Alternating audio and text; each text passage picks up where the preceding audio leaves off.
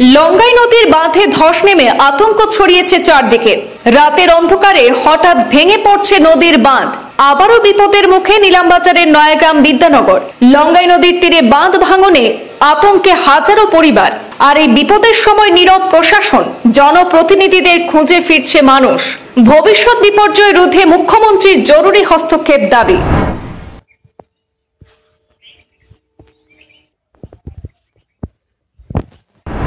দক্ষিণ করিমগঞ্জের নিলামবাজারের নয়াগ্রাম বিদ্যানগর অঞ্চলে আবারও বিপদের আশঙ্কা দেখা দিয়েছে।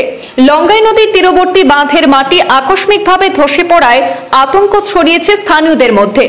প্রায় শতাধিক মিটার বাঁধ ক্ষতিগ্রস্ত হওয়ায় কয়েক শতাধিক পরিবারের রাতের ঘুম হারাম হয়ে গেছে। স্থানীয়দের অভিযোগ, দীর্ঘদিন ধরে লঙ্গাই নদীর বাঁধ সংস্কারের দাবি জানিয়ে আসছেন এলাকাবাসী। বর্ষাকালে নদী ফুলে উঠলে সেখানে সাময়িক মেরামতের কাজ করা হলেও স্থায়ী সংস্কারের প্রতিশ্রুতি আজও শুধু কাগজে কলমে আটকে আছে। নিলামবাজার ফার্মপাশার নবনির্বাচিত এপি সদস্য জীবিতেশ দাসের জোরালো দাবিতেও সাড়া মেলেনি বিভাগীয় কর্তৃপক্ষের তরফে। উল্টো অভিযোগ উঠেছে, প্রশাসনের চোখের সামনেই বাঁধের পাশে অবৈধভাবে বালি তোলা হচ্ছে। স্থানীয়দের ক্ষোভ, ভোটের সময় সবাই আসে প্রতিশ্রুতি দিতে, কিন্তু বিপদের সময় কাউকে পাশে পাওয়া যায় না। বিধায়ক, সাংসদ কারোরই দেখা নেই এলাকায়। জনপ্রতিনিধিদের এই নীরবতা এবং বিচ্ছিন্নতায় ক্ষুব্ধ নয়াগ্রাম বিদ্যানগরের মানুষ আশঙ্কা প্রকাশ করেছেন, সামান্য বৃষ্টিতেই লঙ্গাই নদী উপচে পড়লে সেখানে তলিয়ে যেতে পারে নয়াগ্রাম বিদ্যানগর, বৈরাগী চক, ফার্মপাশা এবং কাউদিঘির পাড়ের শতাধিক ঘরবাড়ি। স্থানীয়দের দাবি, এবার যদি ব্যবস্থা গ্রহণ করা না হয় আগামী নির্বাচনে জনগণ দেবে এর জবাব। বর্তমানে লঙ্গাই নদীর ভাঙন রোধে দ্রুত বাঁধ সংস্কারের দাবি জানিয়ে করিমগঞ্জ তথা বর্তমান শ্রীভূমি জেলা প্রশাসনের মাধ্যমে আসামের মুখ্যমন্ত্রী ডক্টর হিমন্ত বিশ্ব শর্মার কৃপা দৃষ্টি কামনা করেছেন ভুক্তভোগী জনসাধারণ।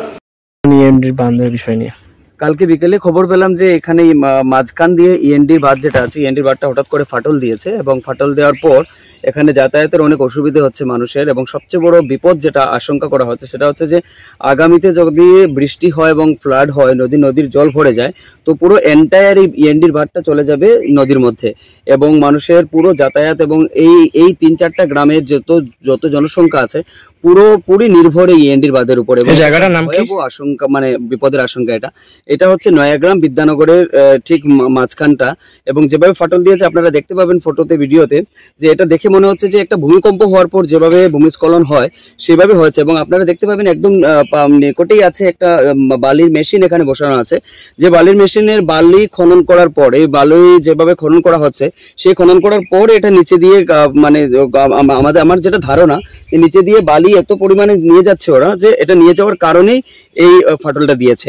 এবং এভাবে যদি অবৈধভাবে বালি পাচার হয় তাহলে কিন্তু বেশি দিন না আমরা এখানে যতগুলো জনবসতি আছে কেউই থাকতে পারবে না, কারণ নদীর গ্রাসের মধ্যে মানে ফ্লাডের গ্রাসের মধ্যে সবাই পড়ে যাবে এবং আমরা একটা মহা বিপদের সম্মুখীন হব আগামীতে। এবং আমি এই জন্য জল সম্পদ বিভাগের যে মন্ত্রী আছেন আমাদের পীযূষ হাজারিকা মহাশয়, ওনার দৃষ্টি আকর্ষণ করব এবং আধিকারিক যারা আছেন, কনসার্ন ডিপার্টমেন্ট যারা আছেন, ওনাদের আমি দৃষ্টি আকর্ষণ করব যে আপনারা অতি সত্বর ব্যবস্থা নিন, না হলে কিন্তু মারাত্মক একটা ভয়াবহ রূপ ধারণ করবে। এবং আমরা প্রতিটা মানুষ, এই এরিয়াতে যতজন মানুষ আমরা বসবাস করছি, আমাদের একদম মানে আমাদের জনবসতি যেগুলো আছে প্রত্যেকটা জনবসতি নদীর করলগ্রাসের মধ্যে চলে যাবে। আমি আপনাদের কাছে রিকোয়েস্ট করব যে আপনারা অতি সত্বর ব্যবস্থা নিন, আদারওয়াইজ আমরা বৃহৎ ধরনের আমরা যদি আমাদের প্রটেস্টের দরকার পড়ে আমরা সেই প্রটেস্ট করতে আমরা তৈরি হতে বাধ্য হব। ধন্যবাদ সবাইকে।